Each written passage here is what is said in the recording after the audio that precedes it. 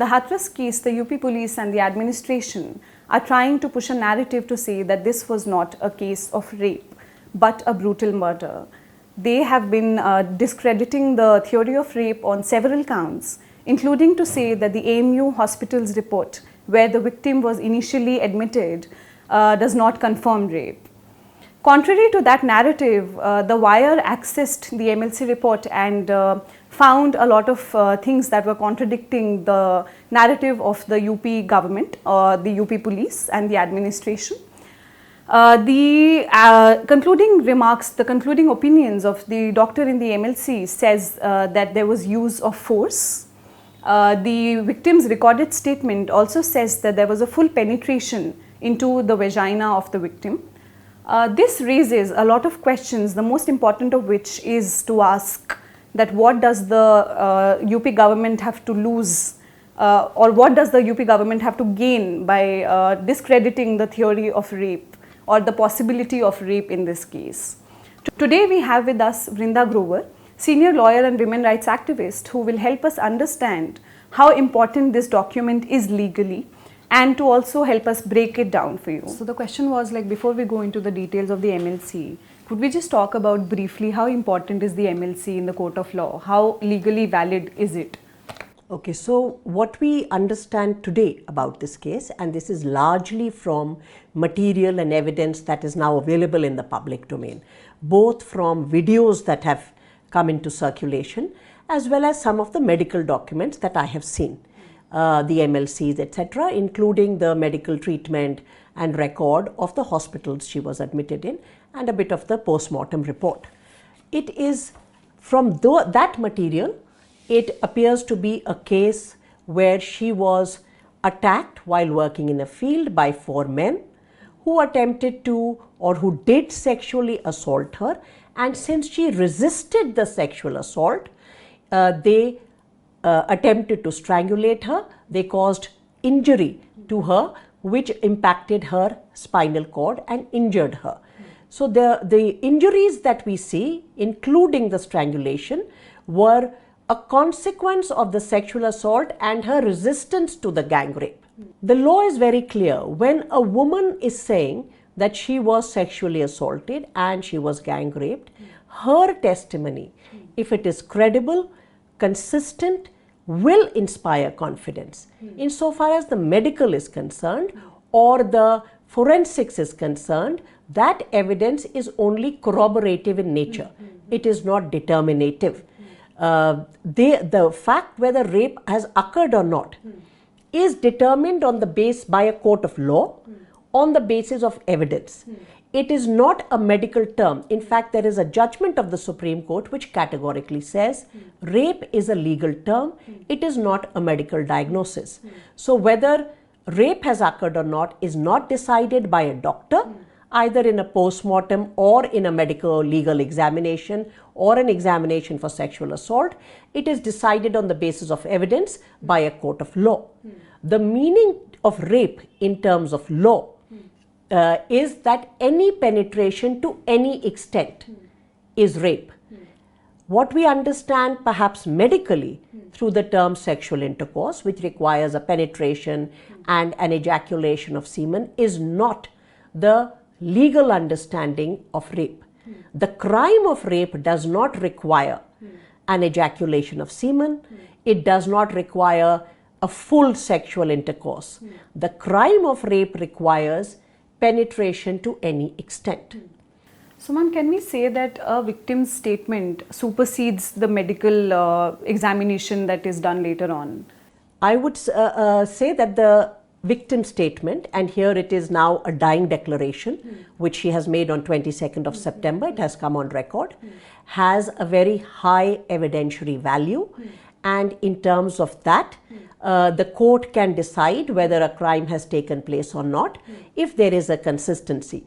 The medical evidence, depending on when it was done, whether at that time there is any possibility of it yielding forensic results, may corroborate it, but it does not take away. And the critical piece of evidence would be her statement. Right.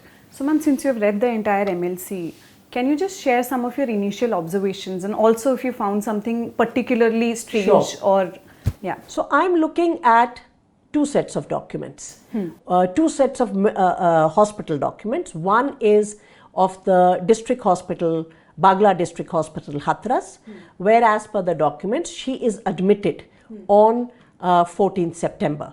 The assault takes place at around 9 a.m. and she is first brought here. The hospital, on looking at her, considers her condition, the doctor considers it very serious, immediately advises a referral to the Jawaharlal Nehru Medical College and Hospital at Aligarh, where she is taken. Now over here, it's very important to read the medical documents in conjunction with there are actually two videos in the public domain. I cannot say where exactly those videos are taken and who is recording them.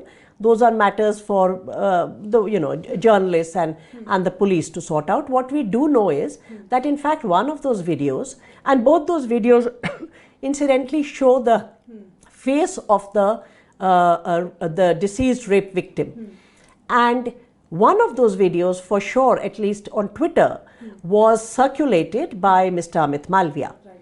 Now in that video, and I have heard it carefully, there is somebody asking her a question, she is answering, and in one video she is somewhere maybe on the road or outside the police station, outside the hospital, I don't know the location, that's again for others to find out. And in the second one, she is on a hospital stretcher, that you can make out. In the first one, and she's wearing the same clothes, and clearly there is a sequence between the red kurta. In the first one, she's asked what happened to her, and she's asked that did they try to strangle you? And she says, and she's asked, why did they strangle you? Unhone tumhara gala kyun ghonta?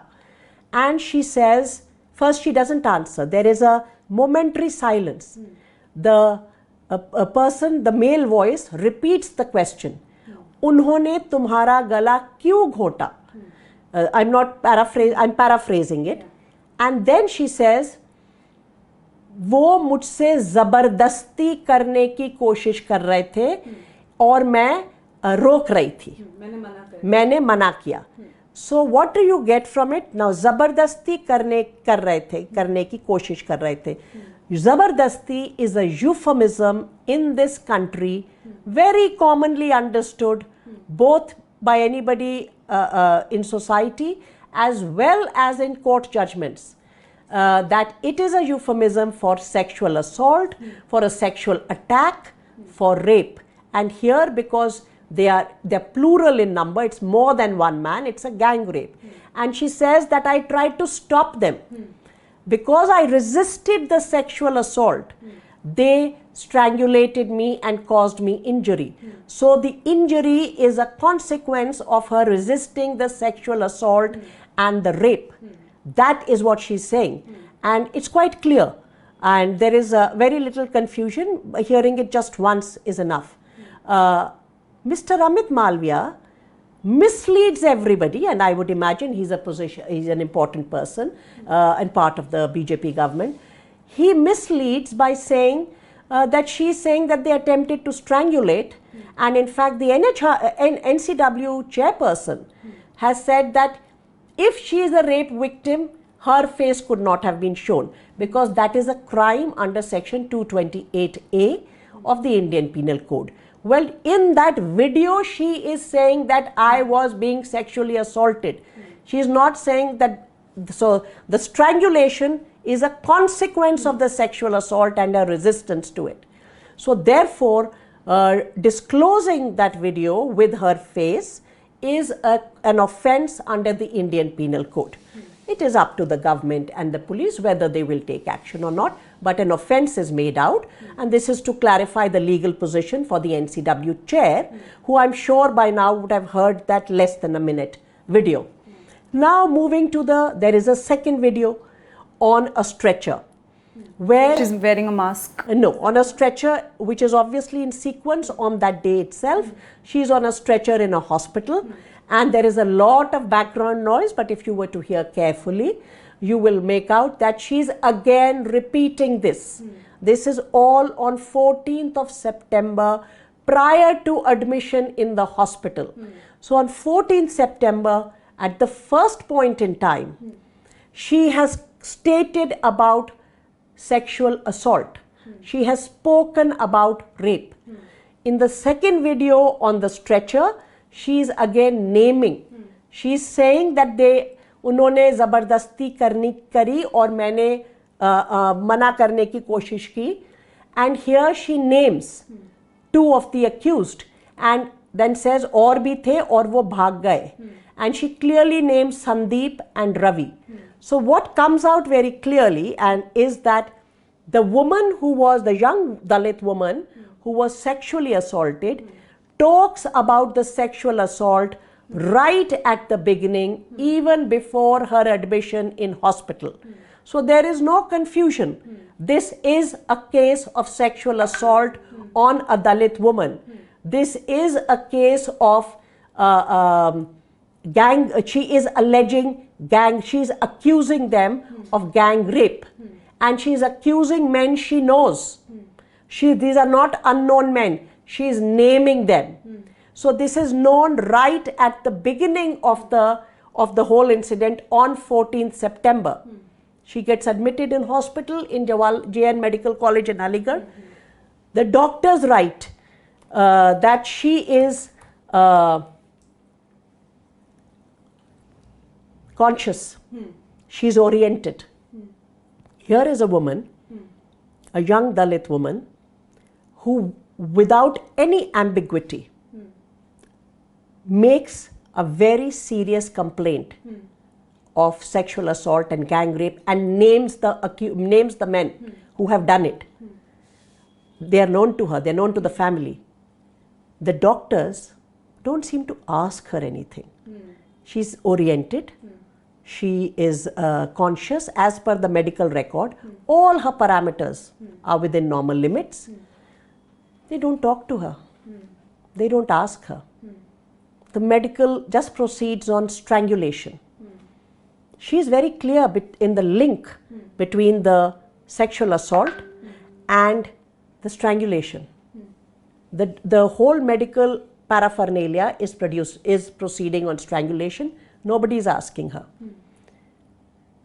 What I don't know, and this is something for the police to inform, surely when a woman is telling, I don't know whether a reporter or whoever, that she was sexually assaulted, attacked by men she knows, the police would have taken her statement sometime on the 14th.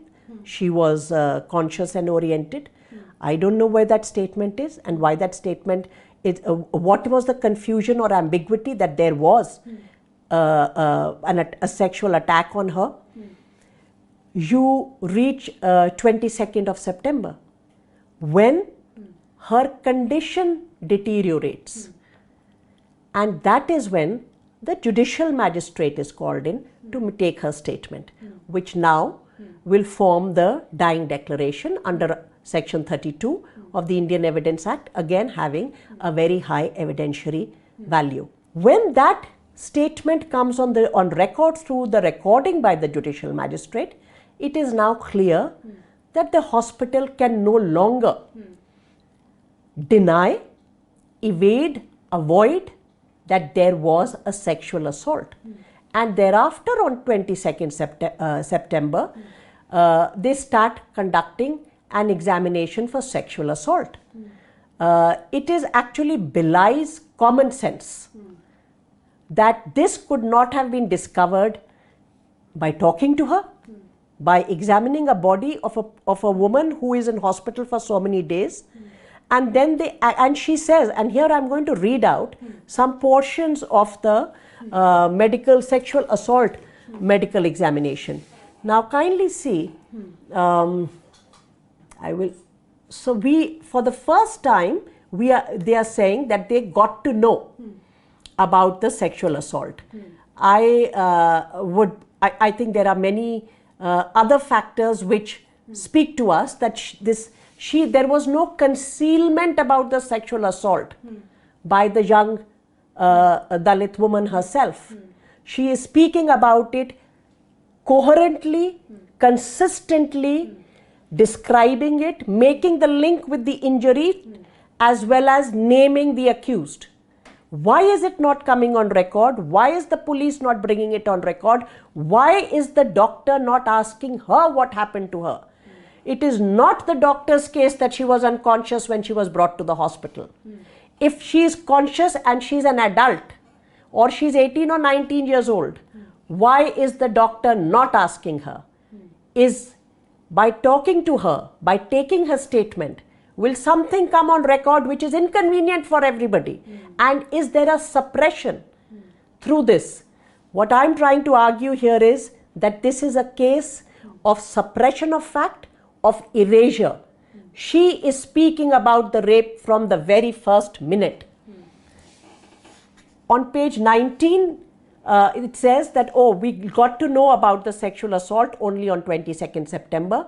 It is not comprehensible that because if they had bothered to ask her, and maybe she did say, and maybe it was not brought on record, and I think it requires that there seems to be a complicity, not just of one or two people, but this seems to be a very serious case of institutional complicity, spanning from the police to the administration to the medical establishment.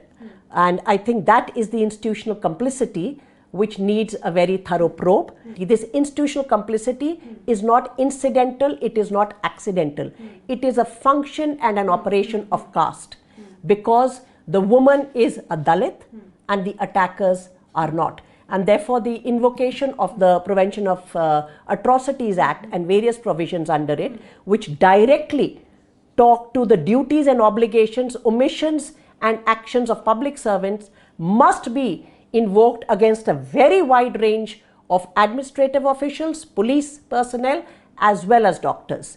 So again, please note what I'm saying repeatedly. She speaks on the 14th. Twice in 2 videos she speaks about sexual assault and names the men who assaulted her. Again on 22nd to the magistrate she says, now the doctor is recording it, as alleged by the informant, the survivor was sexually assaulted by 4 known persons of the same village when she was doing some work in the fields of village so and so on 14th September.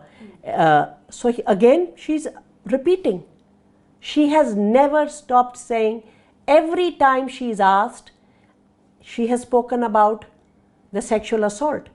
Why is it being suppressed and why is it not being brought on record is a question that needs to be probed, because that is where the police and the medical doctors seem to be suppressing the information. Then they write, when they have asked her, that yes, there was penetration of the vagina. Rape is made out. Under section 376 of the Indian Penal Code, as defined, rape as defined under section 375, penetration to any extent is rape, and if it is more than one man, then it is 376 capital D gang rape. So in the concluding opinion, it says that whether or not penetrative intercourse took place will be confirmed by the FSL report, which later on comes out, and it does not say that there was. So that is what so that's what I was saying earlier. So what is under, how is rape defined under section 375 of the Indian Penal Code? Penetration to any extent is rape, and here it is penetration by penis. It can even be by an object, but here and it also mentions full penetration. Full penetration is not required under law. Penetration to any extent is required only. Ejaculation of semen is not required. Surely if you are examining a body from 14th to 22nd, anybody would tell you it is not going to yield any evidence of semen, etc. And she's in hospital.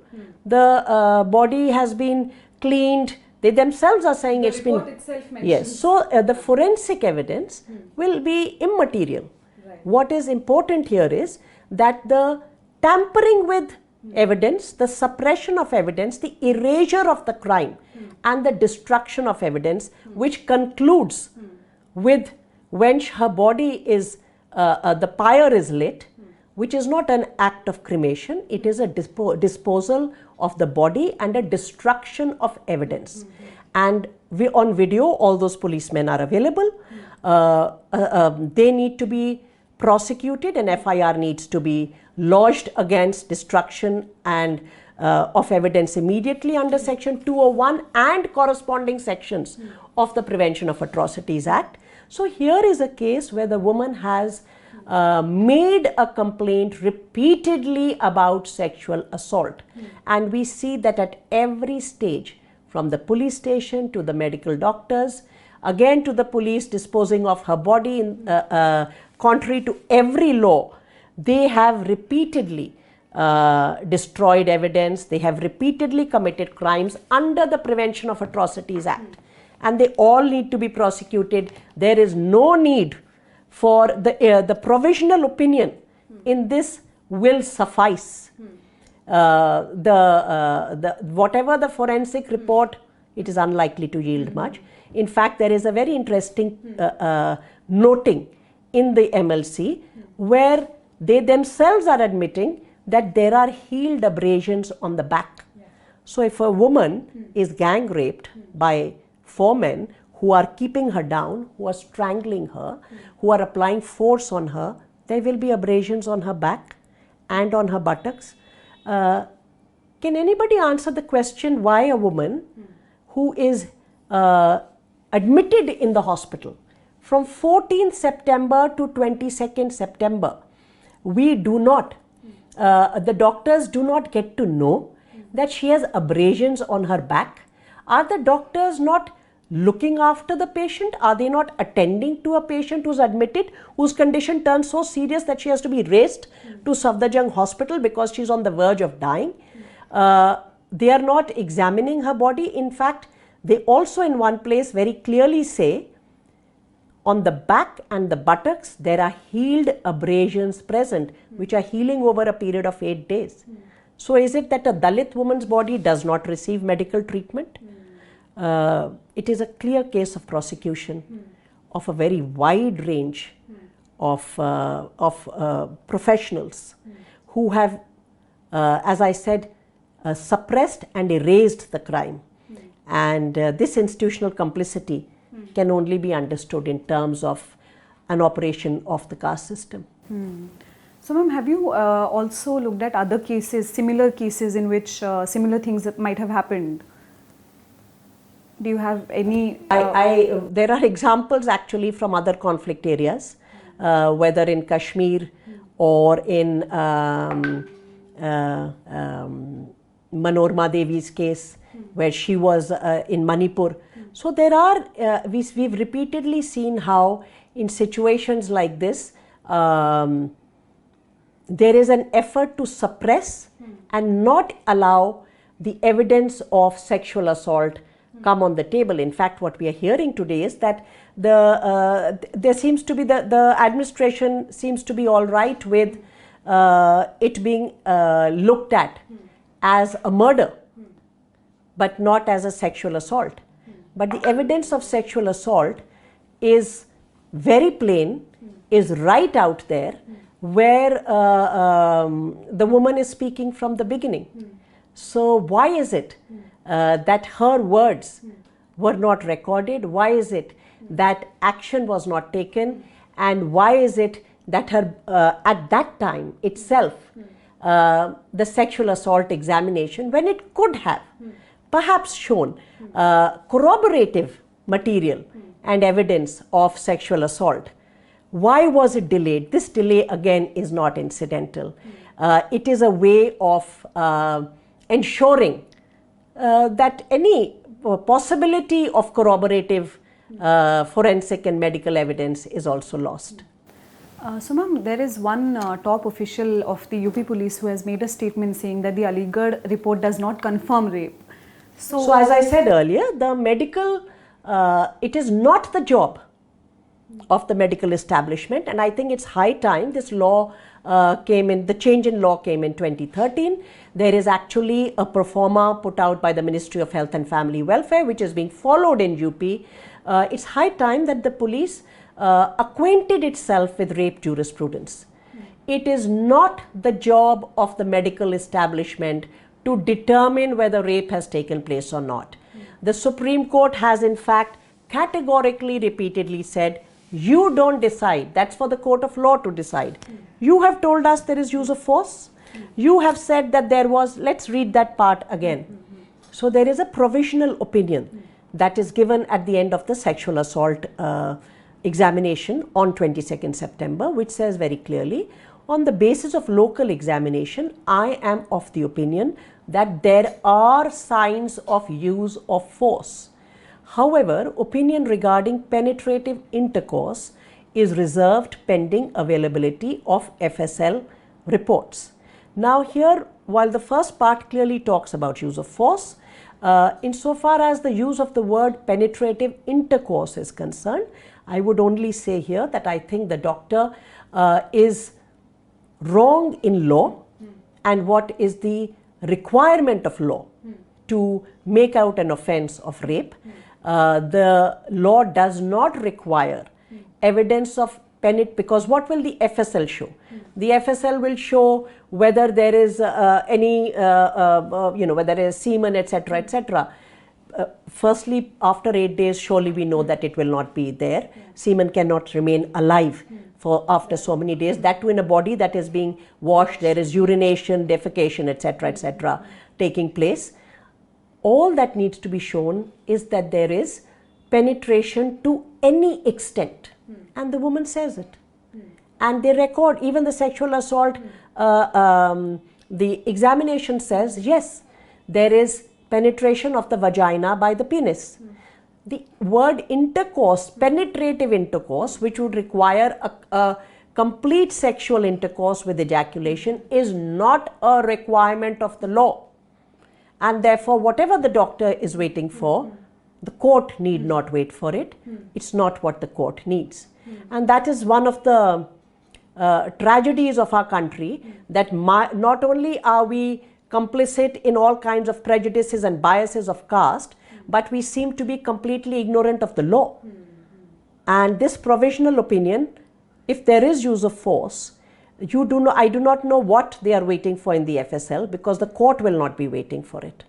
So I think it would be worth their while of the doctors to learn the law of the land. So the FIR, which is lodged by the brother of the deceased woman on 14th September itself, and he is not saying he's an eyewitness. This is what he's been told. Then he says that Sandeep attempted to strangulate his sister, and while she and the mother were working in the field collecting grass, cutting grass. And so the sections under which the FIR is lodged is section 307, attempt to murder of the Indian Penal Code, and section 3 of the Prevention of Atrocities Act. Thereafter, the investigation begins. Now, it is settled law, repeatedly said by the Supreme Court in many judgments, that the FIR is not an encyclopedia. It simply triggers off the investigation. Immediately after this, in the natural course, if law was to be allowed to take its natural course, the police would take the statement of the young woman herself, because the person who's attacked is best placed to tell you who attacked. And it is their own case that when she was attacked, there was nobody there, and that is what actually made the attack possible. And that is where the videos, the two videos where she is wearing the red kurta, which are clearly first in time, prior to her admission in hospital. Therefore, on 14th September, before she is admitted into hospital, those two videos are taken, where she is clearly speaking about the sexual assault. She is naming the men who sexually assaulted her, and she's saying when she tried to resist, they attempted to strangulate her, and the injuries that have been caused are so severe that she finally dies, and the case of murder is therefore to be imposed on them. So the FIR is the starting point. But on that day itself, the woman is saying, so why is there no statement?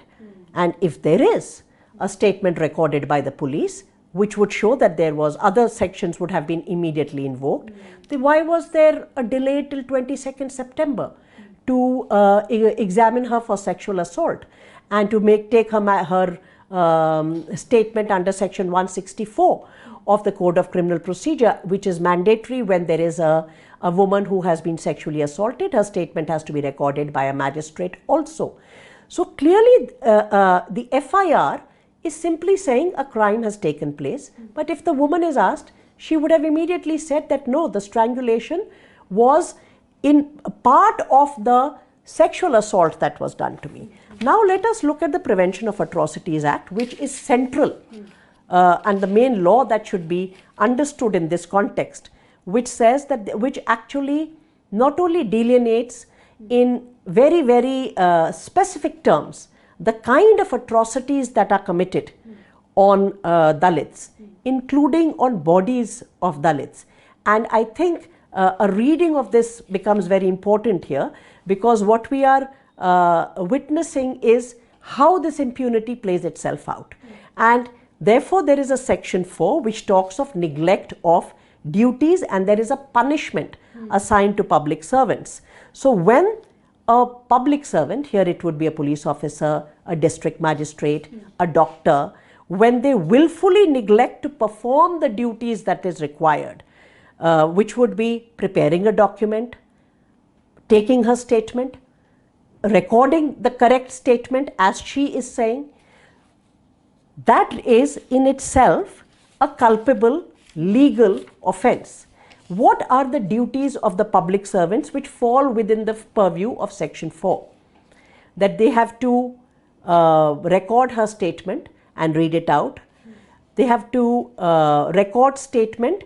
Section 4(2)(d) says to record the statement of the victims or witnesses.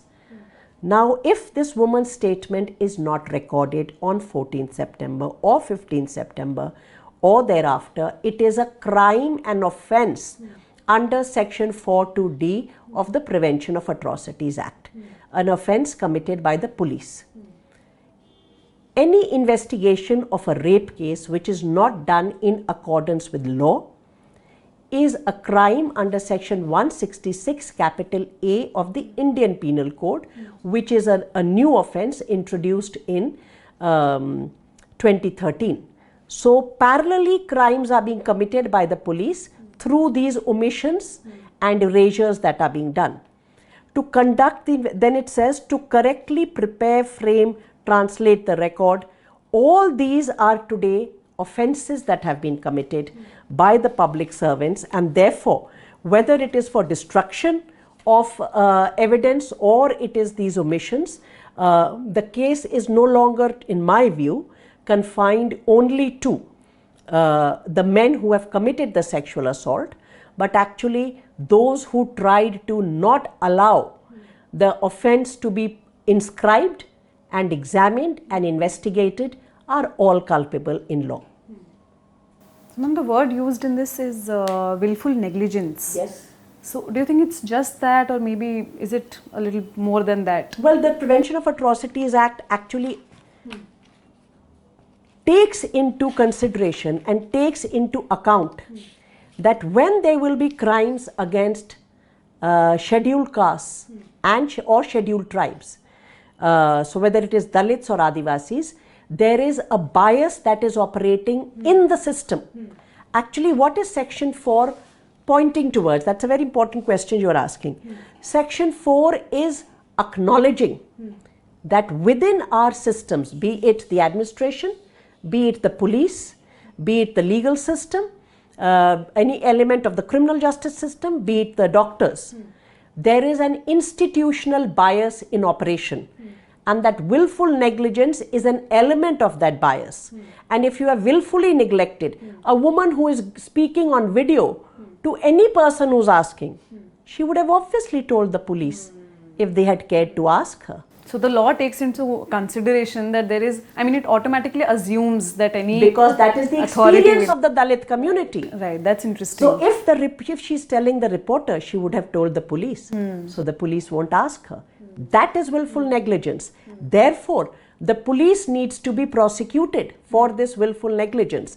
And which brings me to the point that handing this over to an SIT or to a CBI, will it inspire confidence? I'm not sure.